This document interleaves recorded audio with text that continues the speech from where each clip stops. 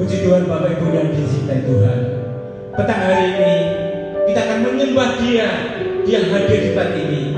Kuasa Roh Kudus akan merubah setiap anak-anak yang lemah. Dia akan memberikan kekuatan. Haleluya.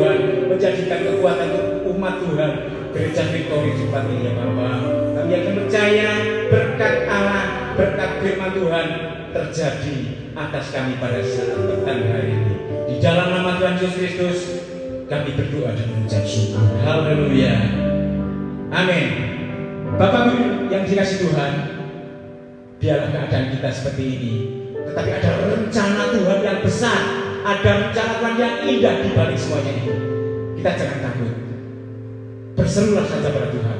Biar beban berat datang menimpa kita, kita akan terus diangkat.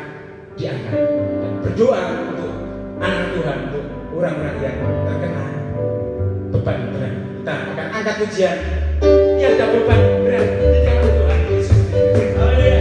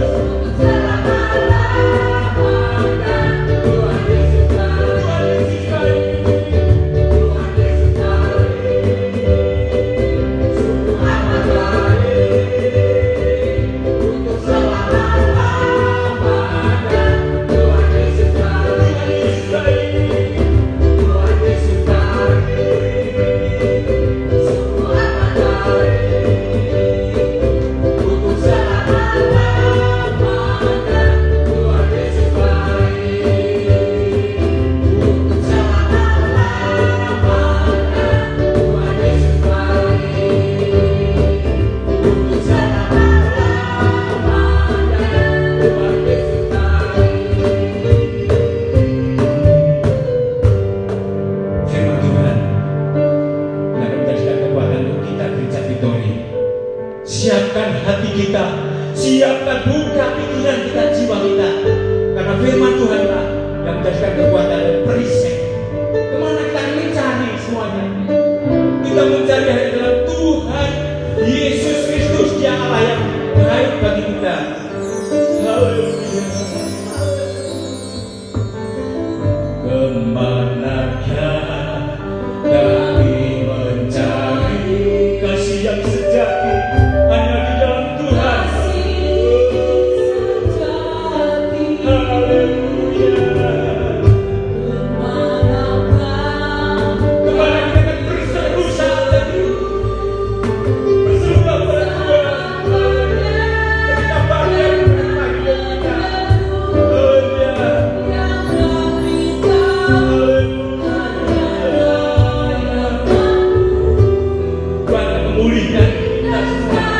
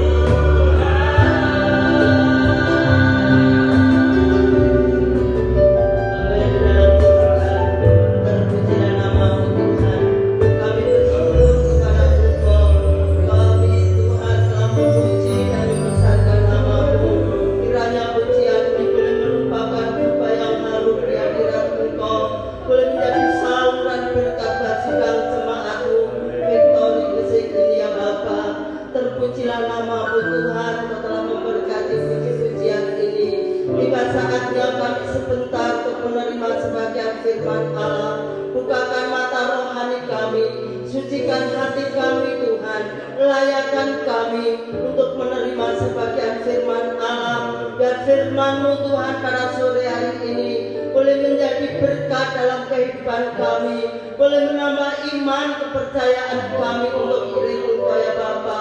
Urapi hamba-Mu dengan kuasa Roh Kudus-Mu ya Tuhan, biar hamba-Mu boleh menyampaikan firman Allah dengan hati yang sungguh-sungguh, boleh menjadi saluran berkat buat sidang jemaat-Mu. Jauhkan dari segala hal yang tidak kami inginkan, tapi kuasa Roh Kudus boleh bekerja dalam tengah-tengah kami, supaya sidang jemaat-Mu nanti pulang boleh membawa berkat melalui firman Allah. Terima kasih Tuhan, terima kasih. Kami sambut firman Allah pada sore hari ini hanya di dalam nama Tuhan kami Yesus Kristus. Kami sudah berdoa, haleluya, amin. Tuhan, salam sejahtera untuk kita semua. Bapak Ibu Saudara yang dikasihi Tuhan, jemaat-jemaat Tuhan, baik yang ada di gereja maupun juga yang ada di rumah-rumah. Puji Tuhan, kita boleh bersama-sama kembali beribadah. Dan kita percaya bahwa firman Tuhan berkata, ada janji Tuhan dikatakan, sebab di mana ada atau 3 orang berkumpul di dalam namaku, Tuhan Yesus berkata, aku ada di tengah-tengah mereka. Dan saya percaya di tempat ini, di gereja ini, Tuhan Yesus ada. Bahkan di tempat di mana saudara-saudara bersama dengan keluarga beribadah, memuji, mempermuliakan nama Tuhan, saya percaya di situ pun Tuhan ada.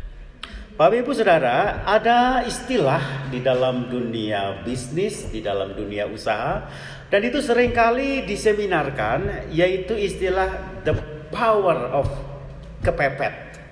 Dan saudara, untuk bisa mengikuti seminar dengan tema ini membutuhkan biaya mahal. Tetapi sesungguhnya apa yang ingin disampaikan di dalam pesan-pesan itu adalah bahwa ketika seseorang itu ada di dalam kondisi serba terbatas, di dalam kondisi kepepet dalam bahasa yang awam yang seringkali kita pahami, maka dari situ akan muncul ide-ide kreatif, muncul ide-ide baru, dan itu rupanya juga yang kemudian dialami dan dilakukan oleh teman-teman kita dari pelayanan multimedia GPD Victory di tempat ini. Sudah lama sebetulnya kami tim multimedia berencana bagaimana supaya gereja memiliki akun media sosial, dan di mana di situ bisa diupload setiap kegiatan-kegiatan, dokumentasi khotbah. Dan pernah disampaikan, tetapi kemudian mendapatkan tanggapan bahwa itu membutuhkan biaya yang tidak sedikit, dan keuangan gereja belum mampu untuk mengadakan semua peralatan itu. Tapi ternyata ketika situasi berubah dengan adanya corona yang merajalela ini, maka kemudian timbul ide-ide baru bagaimana supaya, karena kita tidak bisa beribadah secara tatap muka di gereja, maka kemudian muncullah ide bagaimana supaya kita mengadakan ibadah dengan cara online. Ibadah direkam dan kemudian diupload melalui media sosial sehingga jemaat-jemaat boleh menikmati dan beribadah bersama-sama di rumah. Dan kemudian ditanggapi ide itu dilakukan, dan tahukah saudara bahwa rekaman yang sedang Bapak Ibu Saudara perhatikan ini menggunakan sarana-sarana yang sesungguhnya saya katakan belum memadai, dengan sarana-sarana yang seadanya. Tetapi saya percaya ketika sesuatu yang kecil, sesuatu yang sedikit ini kita persembahkan untuk kemuliaan nama Tuhan, maka Tuhan akan campur tangan dan memberkati, ya. Walaupun hanya misalnya 5 roti, 2 ikan, ya, tetapi Tuhan bisa berkati itu menjadi berkat bagi banyak orang. Dan saya pastikan bahwa apa yang dilakukan oleh teman-teman kita dari Departemen Multimedia ini menjadi berkat bagi kita semua. Baik jemaat-jemaat Tuhan yang ada di rumah, bahkan juga jemaat-jemaat Tuhan yang saat ini Tuhan percayakan ada di luar kota, di luar negeri barangkali. Dan saudara harus tetap ingat bahwa bagaimanapun juga saudara adalah bagian dari keluarga GPD Victory di Gesing ini.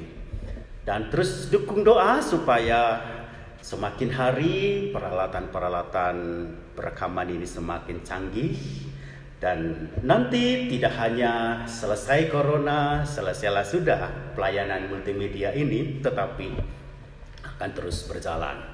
Dukung doa supaya bisa terbeli kamera yang layak pakai, lalu audio mixer, lalu video mixer yang memang kalau secara akal mungkin jauh dari kata waduh, mana bisa kita membelinya. Tapi kita percaya Tuhan yang akan menyediakan, tentunya melalui para hamba-hamba Tuhan, para jemaat-jemaat Tuhan yang digerakkan.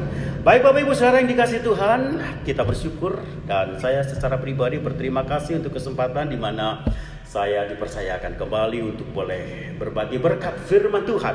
Mari kita akan perhatikan bersama-sama Alkitab kita di dalam 2 Korintus 4 ayat yang ke-16. Ayat ini yang menjadi pokok renungan kita ketika saya bergumul, berdoa, dan meminta kepada Tuhan apa yang seharusnya saya bagikan di tengah-tengah ibadah kita. Maka kemudian 2 Korintus 4 ayat 16 ini muncul dan menjadi rema. Dan saya akan bagikan bagi Bapak Ibu Saudara. Baik Bapak Ibu Saudara, silakan membuka Alkitab ataupun Alkitab Saudara. Dan kita akan perhatikan bersama-sama 2 Korintus 4 ayat yang ke-16 ini. Saya baca.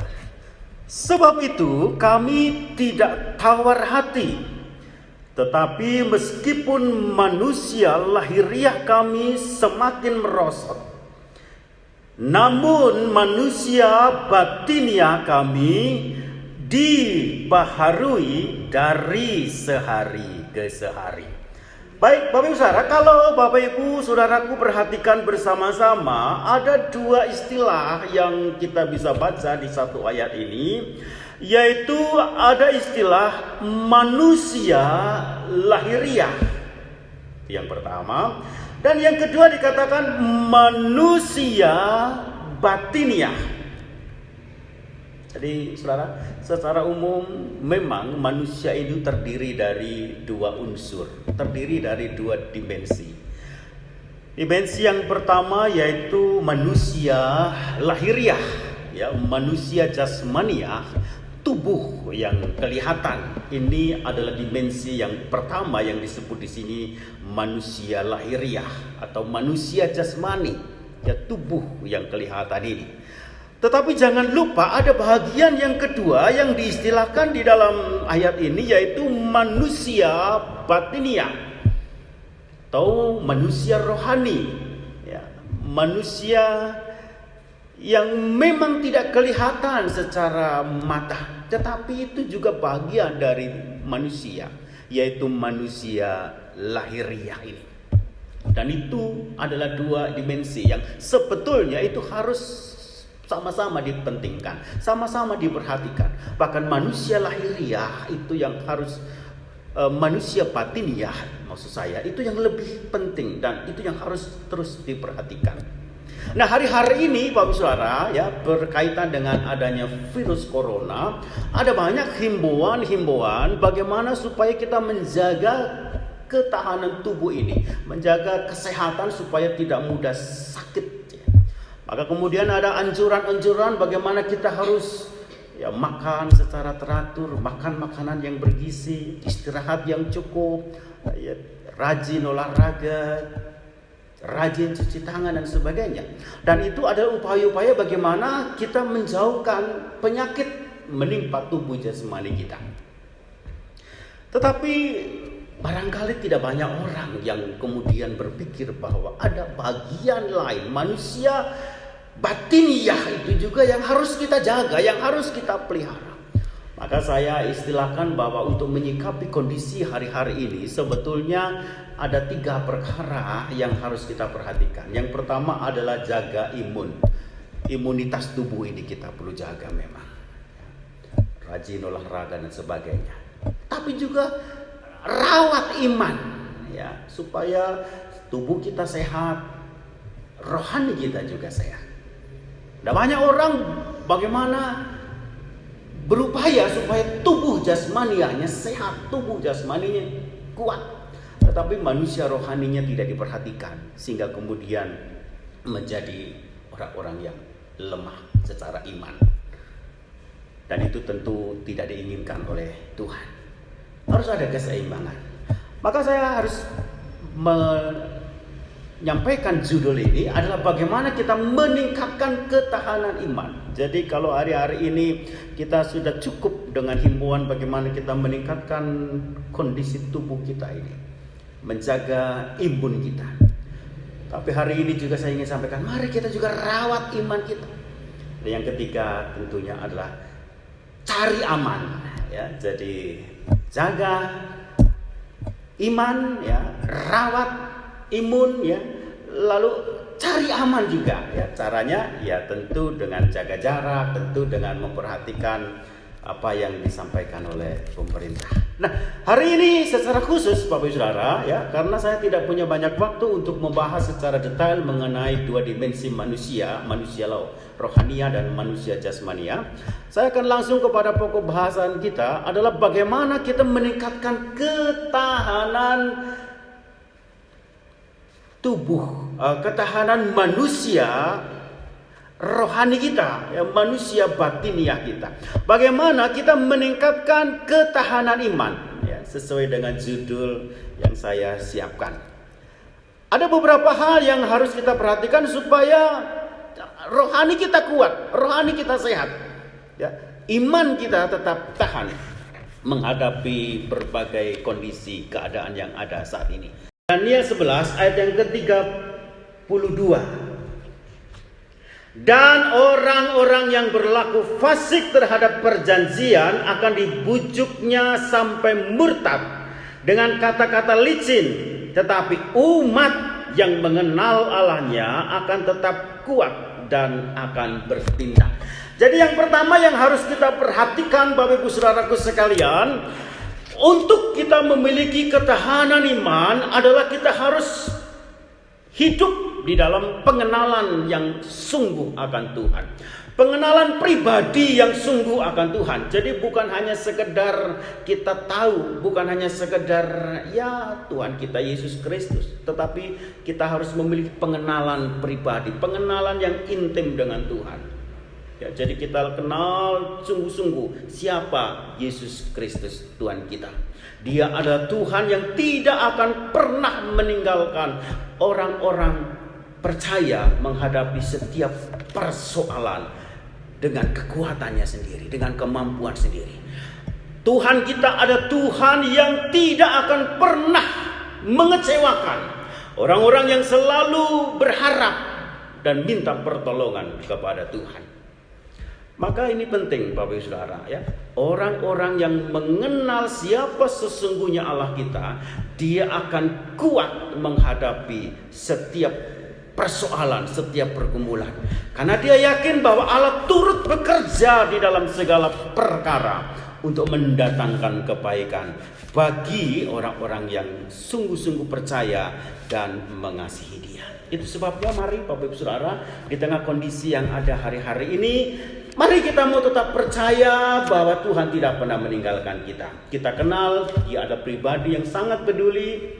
Dia ada pribadi yang sangat mengasihi setiap kita, umat-umatnya. Yang kedua, supaya iman kita kuat, supaya kita bisa bertahan di dalam iman. Bagaimana meningkatkan ketahanan iman? Yang kedua adalah kita harus hidup di dalam doa. Hari-hari ini kita perlu meningkatkan kualitas doa kita. Hari-hari ini kita perlu meningkatkan jam-jam doa kita.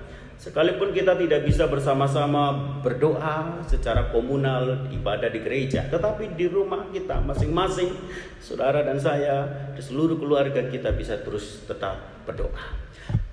Doa adalah nafas hidup orang-orang percaya.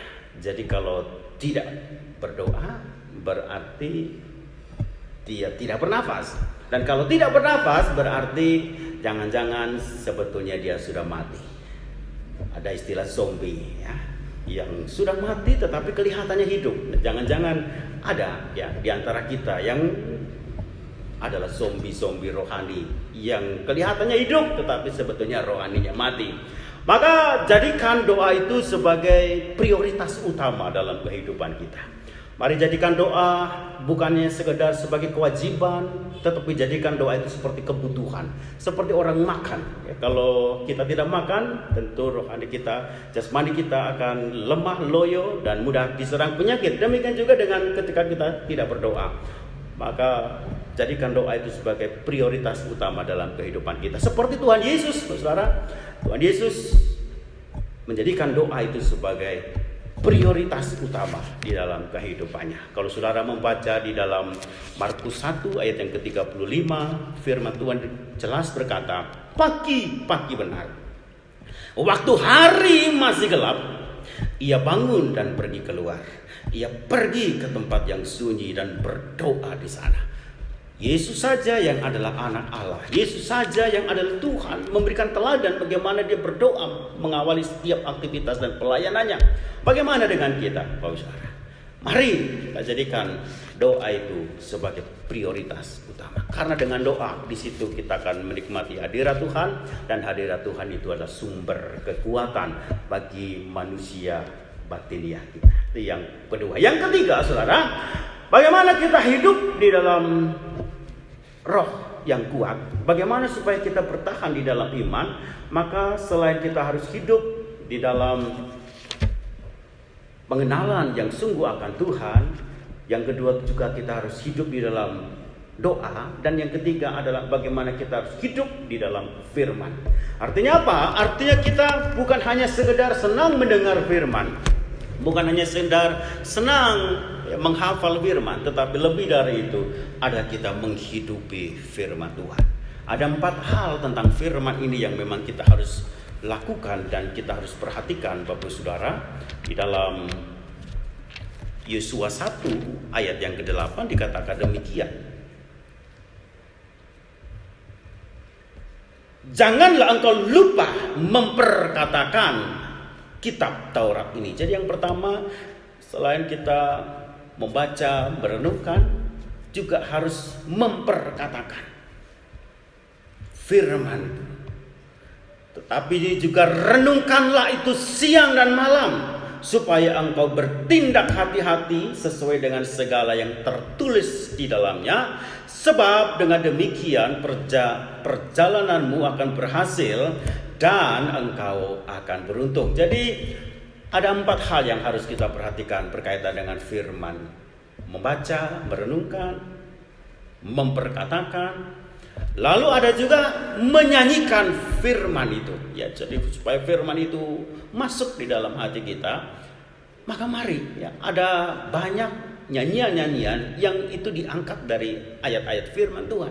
Nyanyikan itu ya, dan di situ hadirat Tuhan nyata. Tapi yang juga tidak perlu, yang tidak boleh kita lupakan, yaitu adalah kita melakukan firman Tuhan. Sebab di dalam Matius 7 jelas, Bapak Ibu Saudara, ya, ada perumpamaan tentang 2 macam dasar. Ada orang yang membangun rumah. Yang pertama dasarnya pasir, yang kedua dasarnya batu. Dan ketika orang yang membangun rumah itu di atas batu, maka rumah itu akan kokoh, tidak akan mudah roboh ketika ditimpa badai gelombang kehidupan. Saya bacakan saja. Setiap orang yang mendengar perkataanku ini dan melakukannya, ia sama dengan orang-orang bijaksana yang mendirikan rumahnya di atas batu. Kemudian turunlah hujan dan datanglah banjir.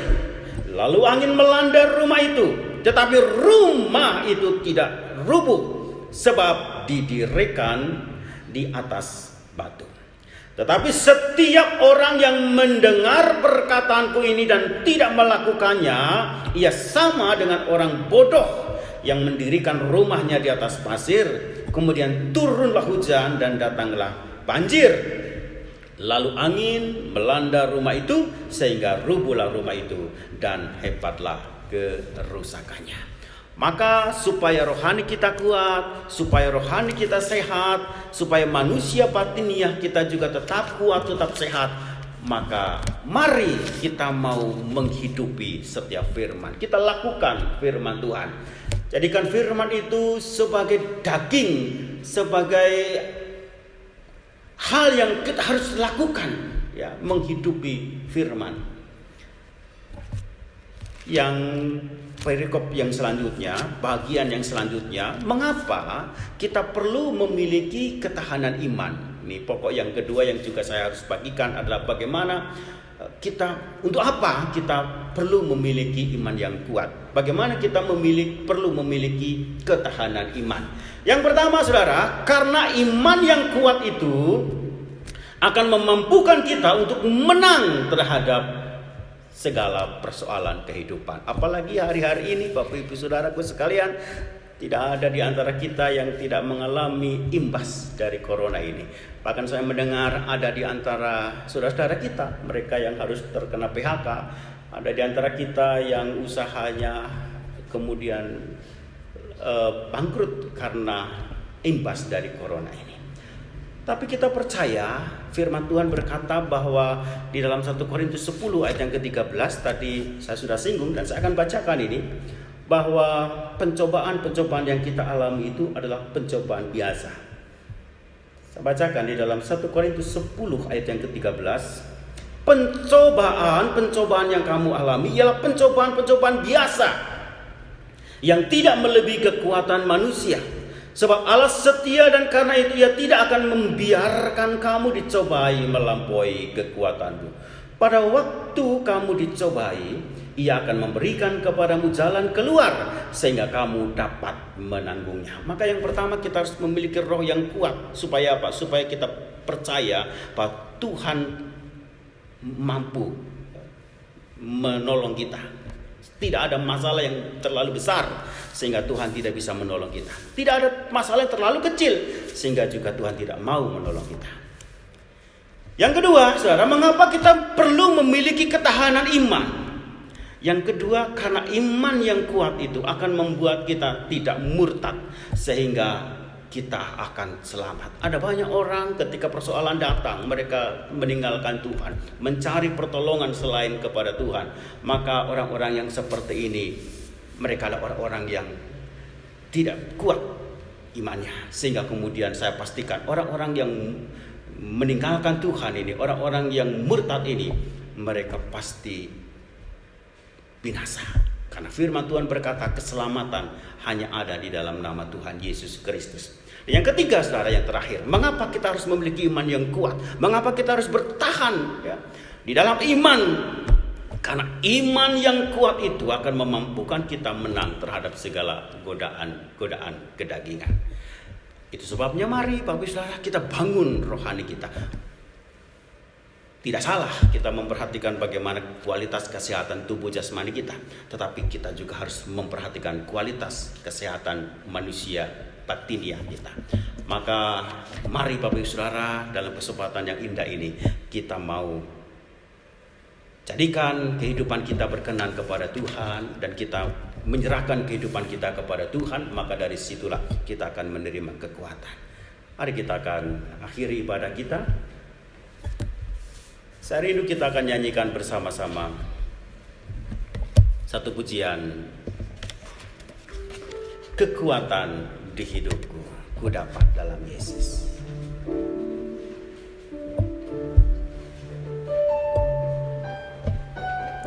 Haleluya, terima kasih Tuhan. Kekuatan kami hanya Engkau Tuhan. Kekuatan kami bukan kemampuan kami yang terbatas ini, tetapi kekuatan kami hanya ada di dalam Engkau Tuhan.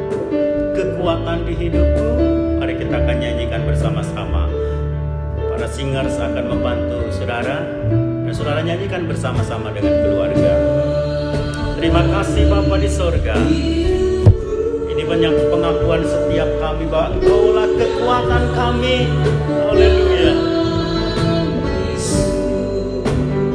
Dia tak pernah tinggalkan.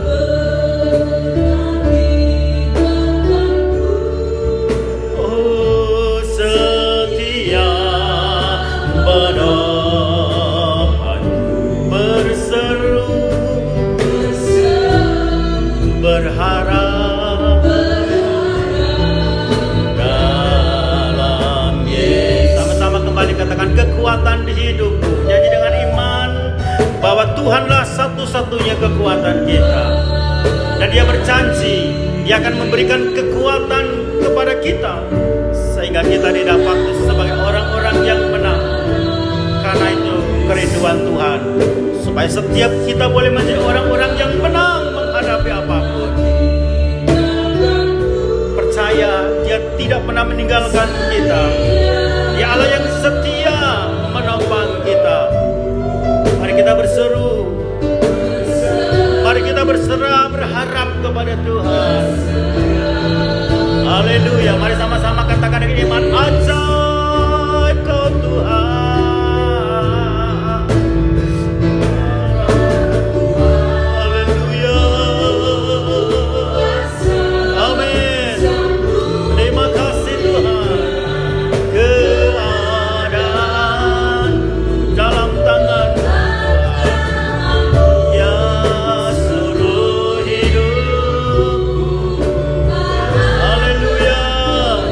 Haleluya, haleluya, amin. Ajaib Kau Tuhan. Saudara-saudara yang ada di rumah, yang hari-hari ini sedang menghadapi persoalan, saudara nyanyi dengan iman, Tuhan Yesus ada menyertai saudara. Haleluya, haleluya. Terima kasih Tuhan. Haleluya. Terima kasih Bapa. Ajaib Kau Tuhan. Ya Tuhan Yesus. Terima kasih Bapa. Terima kasih Tuhan Yesus. Haleluya. Syukur kami Tuhan. Terima kasih Bapa. Haleluya. Tak akan goyah. Tak akan goyah. Tak akan goyah. Tak akan selamanya. Selamanya.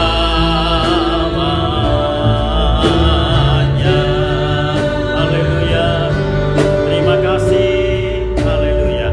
Bapa di sorga, terima kasih untuk anugerah-Mu yang luar biasa yang Kau sudah berikan kepada kami. Terima kasih untuk kasih setia-Mu yang tidak pernah berubah. Dunia boleh berubah, situasi boleh berubah, tapi kasih setia-Mu tidak akan pernah berubah. Dulu, sekarang, bahkan sampai selama-lamanya. Terima kasih Tuhan untuk kebenaran firman-Mu yang mengingatkan kepada kami supaya kami memiliki ketahanan iman sehingga kami tidak mudah digoyahkan atas setiap persoalan pergumulan yang sedang kami hadapi hari-hari ini. Kami berdoa buat jemaat-jemaat Tuhan, keluarga besar GBD Victory, baik yang ada di Gesing, baik yang ada di luar Gesing, bahkan yang ada di luar kota, bahkan di luar negeri. Kami percaya Tuhan tetap melawat mereka, berkati mereka Bapa. Setiap persoalan mereka, setiap pergumulan mereka, apapun itu Tuhan, kami percaya Tuhan bela, Tuhan berkati, sehingga mereka dikuatkan, dimenangkan. Karena kami percaya destiny kami adalah kami orang-orang yang menang, bahkan lebih daripada pemenang. Terima kasih Tuhan, berkati pelayanan pekerjaan Tuhan yang ada di tempat ini. Ibu Gembala kami, Ibu Pendeta Esther Maria, Tuhan berkati, campur tangan dalam pelayanan. Tuhan berkati Bapak Pendeta Yosef, Nugroho sekeluarga, jemaat-jemaat Tuhan yang ada, majelis gereja semua Tuhan berkati. Bahkan secara khusus Tuhan pada saat ini kami berdoa, semua yang sudah terlibat di dalam ibadah kami pada saat ini, baik song leader, baik singers, pemain musik semua, operator multimedia, kameramen, bahkan semua yang sudah Tuhan boleh pakai untuk boleh mendukung acara ini, Tuhan memberkati. Terima kasih Tuhan. Saudara-saudara kami yang sementara sakit, kami juga percaya Tuhan melawat mereka. Engkau Yehova Rafa, kesembuhan sudah mereka terima. Di dalam nama Tuhan Yesus Kristus. Haleluya. Haleluya. Dan sekarang saudara-saudara yang dikasih oleh Tuhan, kita akan tadahkan tangan kita untuk terima berkat yang dari Tuhan. Tuhan memberkati engkau dan melindungi engkau. Tuhan menyinari engkau dengan wajah-Nya dan memberi engkau kasih karunia. Bahkan Tuhan menghadapkan wajah-Nya kepadamu dan memberi engkau damai sejahtera. Dan sekarang saudara-saudaraku yang dikasih oleh Tuhan, terimalah berkat dari Allah Bapa, kasih sayang dari Allah Sang Putra, dan persekutuan Allah Roh Kudus selalu beserta kita mulai saat ini sampai Tuhan datang yang kedua kalinya. Di dalam nama Tuhan Yesus Kristus, setiap kita yang percaya katakan